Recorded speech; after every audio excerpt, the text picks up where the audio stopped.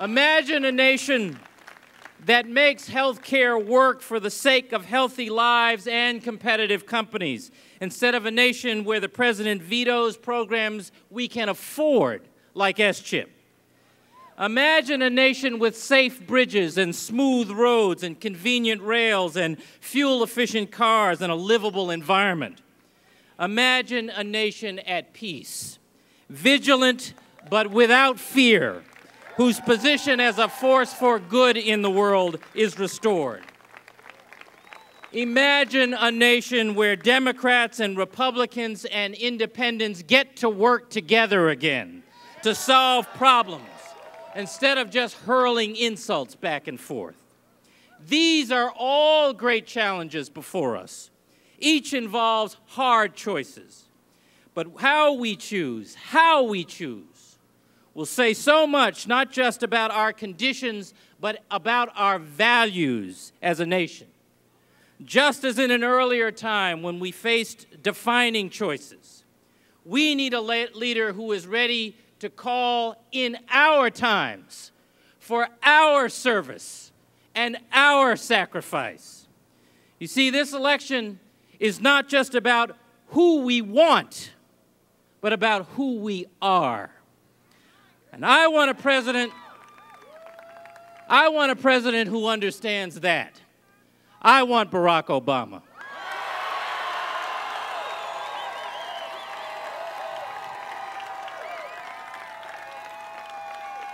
See, for once, I want a campaign that's not about the candidate, but about us.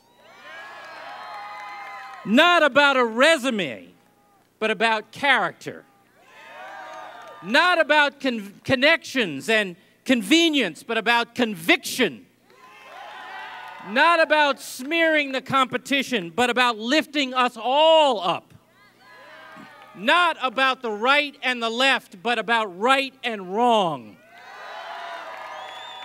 And not about yesterday, but about tomorrow. I don't care if the next president is a Washington insider. I care about what's in his heart. I don't care whether the next president has experience in the White House. I care whether he understands life in your house. I don't care. I don't care whether the next president has already met foreign heads of state. I care whether he knows something about how people live and think in distant cities and towns and villages, and will bear that in mind, that our actions affect them too. I don't care. I don't care whether the next president is the first black president, or the first woman president, or the first whatever. To tell you the total truth, what I care about is whether the next president has moral courage and a political backbone and the humility to admit what he doesn't know and the wisdom to learn from others. There will be many, many hard choices and decisions in the next 4 years. I want a president who will make the right decisions, not just the expedient ones. If there must be war, I want a president who will never lead us into battle under false pretenses.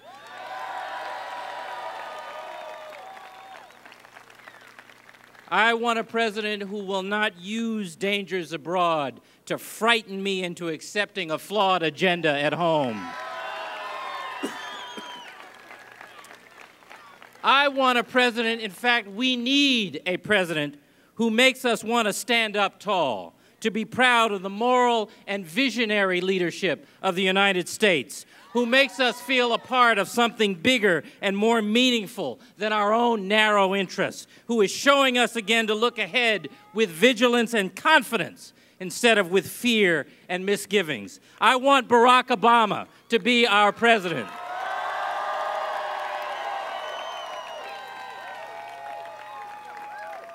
Now, you know this man. You know this man. Book smart and street smart. He has learned to live with and learn from people all over the world. He has studied with the elite and worked for the vulnerable. He is at home in the halls of power and in the halls of the neighborhood school. He is at ease with the meek and the mighty, and maybe most important of all, with himself. And he listens. He listens.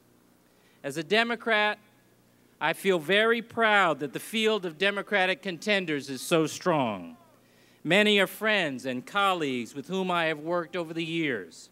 But frankly, I believe the importance of this election transcends friendships and party. I believe we need unifying, visionary leadership.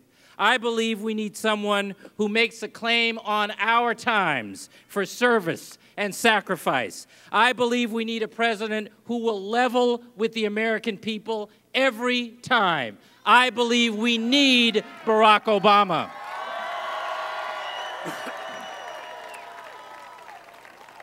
Now, you know, this will not be easy.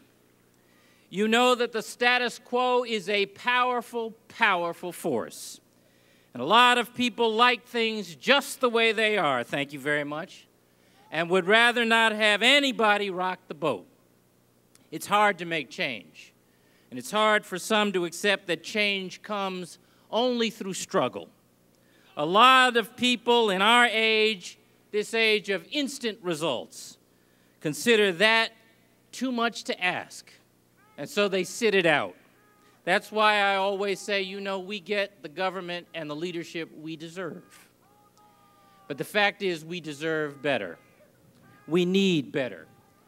And we proved here in Massachusetts that you out there have all the power you need to change the status quo if you're willing to work for it.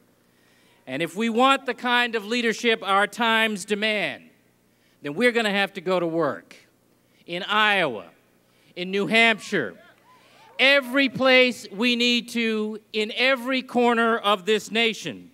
We're going to have to work the phones and walk the neighborhoods and take down the Barack Obama.